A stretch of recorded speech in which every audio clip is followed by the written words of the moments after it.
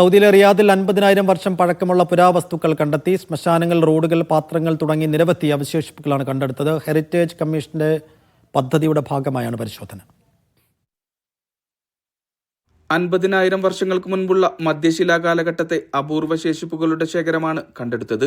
റിയാദിന് വടക്ക് പടിഞ്ഞാറുള്ള അൽ ഖുറൈൻ പ്രദേശത്തെ സർവേയിലാണ് കണ്ടെത്തൽ.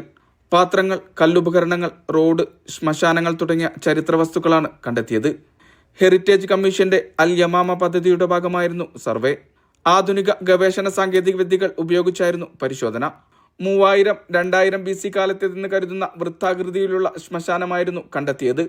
റോഡ് കണ്ടെത്തിയത് താഴ്വരയോട് ചേർന്നാണ്. ചരിത്രക്രമം മനസ്സിലാക്കുക, നിർമ്മാണ ശൈലികൾ കണ്ടെത്തുക, കണ്ടെത്തലുകൾ രേഖപ്പെടുത്തുക തുടങ്ങിയവയുടെ ഭാഗമായാണ് പദ്ധതി.